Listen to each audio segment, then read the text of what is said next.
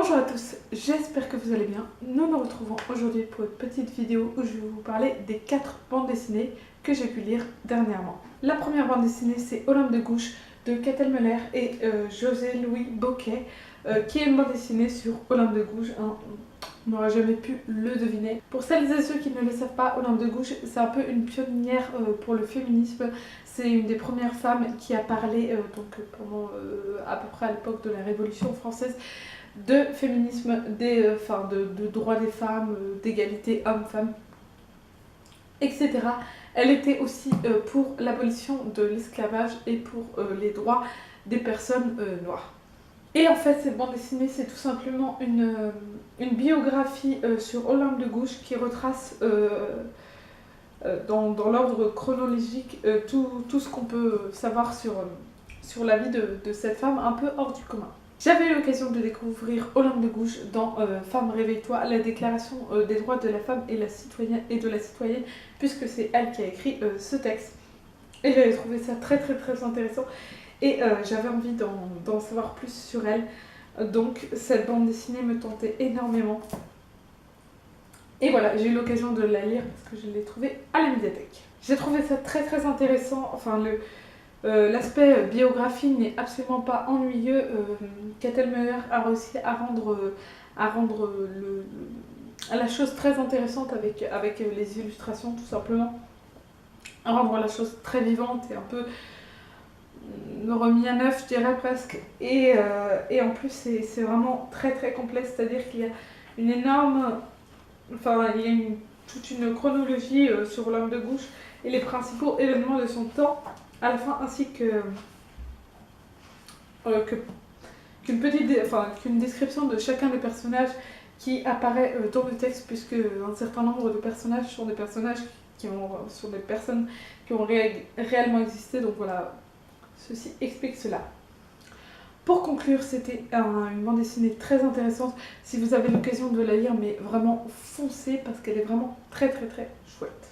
Je vais maintenant vous parler du premier tome de L'Arabe du futur, une jeunesse au Moyen-Orient, 1978-1984, de Riyad Satouf. Vous en avez peut-être, même sûrement dû entendre parler parce que ça fait pas mal de bruit, je dois dire. C'est une bande dessinée qui raconte l'histoire de Riyad Satouf,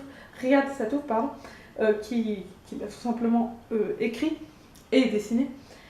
Donc un jeune garçon, à l'époque du coup, un jeune garçon qui est métis avec une mère bretonne et un père syrien et qui aura passé une partie de sa vie, une partie de sa jeunesse en Libye et en Syrie.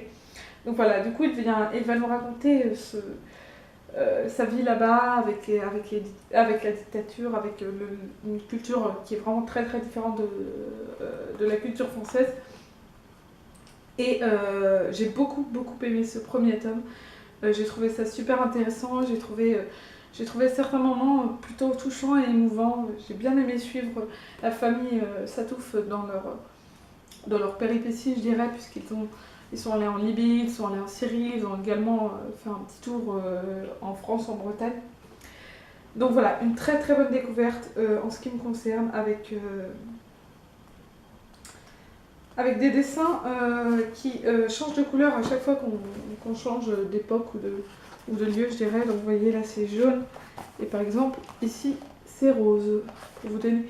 Donc j'ai trouvé ça plutôt... c'était plutôt une bonne idée de vraiment délimiter les choses de cette façon-là. Voilà, mon avis sur cette bande dessinée est vraiment très bref, mais j'ai beaucoup apprécié, j'ai passé un très chouette moment. Ça se lit vraiment super bien et pour moi qui connais très peu de choses des autres cultures, eh bien j'ai appris un certain nombre de choses et j'espère avoir l'occasion d'en apprendre encore plus. Je crois que la bande dessinée, elle est sous 3 tomes pour le moment et je crois qu'il y en a un 4e de prévu si je ne me trompe pas, mais il y en a au moins 3 sûrs et certains. J'ai aussi lu La tristesse de l'éléphant de Nicolas Antona et Nina Jacquemin. J'avais été attirée par cette couverture. Voilà, on voit un éléphant tenu par un homme et on voit un chapiteau de cirque à côté.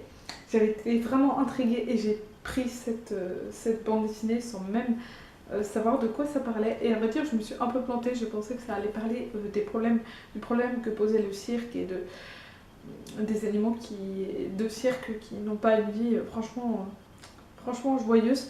Mais je me suis un peu trompée, ça parle bel et bien du cirque, mais d'une toute autre façon.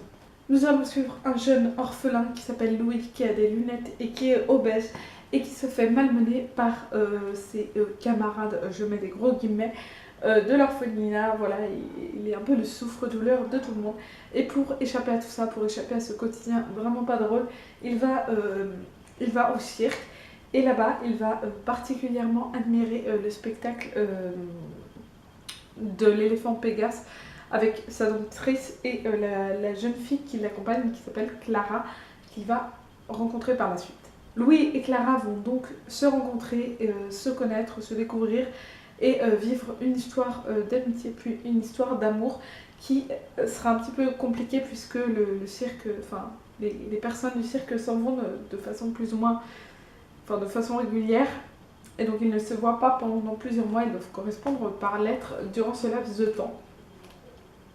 Mais voilà, nous allons suivre la vie de Louis au fil des années, son évolution, tout son train de vie après sa rencontre avec Clara. C'est une bande dessinée qui est très triste, qui porte très bien son nom puisque la tristesse de l'éléphant fait référence en fait à Louis qui était surnommé l'éléphant à l'orphelinat par les autres élèves, enfin par les autres gamins de l'orphelinat plutôt. Et c'était en effet une bande dessinée plutôt lugubre avec des événements vraiment pas drôles. J'ai été plutôt émue, j'ai eu un peu les larmes aux yeux à la fin parce qu'il y a quelque chose qui se passe et qui est vraiment plutôt touchant. Le seul gros bémol que je mettrais à ce livre, à cette bande dessinée, c'est vraiment que c'est beaucoup trop court, les événements s'enchaînent à une vitesse pas possible et du coup on ne profite pas réellement de la lecture, enfin j'en ai pas profité comme j'aurais aimé pouvoir en profiter, mais mis à part ça, c'était vraiment une chouette bande dessinée, quasiment qu'en noir et blanc, avec quelques touches de couleur comme sur cette couverture avec le chapiteau et le cirque. Donc voilà, si vous avez l'occasion, lisez-la parce que c'est vraiment très sympathique, même si c'est pas du tout ce à quoi je m'attendais, j'ai beaucoup aimé. J'ai également lu Love de Frédéric Bremo et Federico Bertolucci. C'est le tome 2, j'avais envie de commencer par celui-ci puisque Margot Liseuse et le bal des livres fous en avaient parlé et ça m'avait fait très envie. C'est une bande dessinée qui ne comporte pas la moindre parole ni même le moindre texte et du coup c'est à nous de à peu près deviner juste avec les images et c'est merveilleux de fonctionner ainsi, de lire ainsi, c'est vraiment très différent. Nous allons suivre donc un renard qui court, mais dans le sens inverse de tous les autres animaux. Les autres animaux sont en train de fuir à cause de l'éruption d'un volcan, et le renard, lui, va dans l'autre sens. Et pour quelle raison? Là est la question. Donc nous allons suivre tout au long de cette bande dessinée ce renard. Nous allons également croiser beaucoup d'autres animaux qui sont vraiment complètement en panique.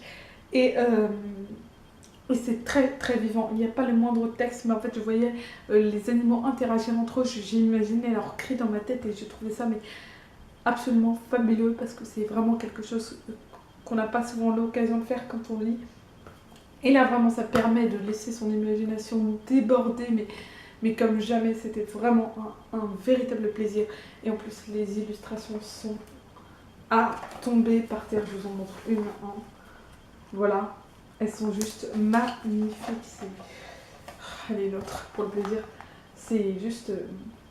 voilà, c'est tout simplement incroyable et j'ai passé un très bon moment. J'ai adoré cette petite bande dessinée très belle, très émouvante, très originale, elle est superbe.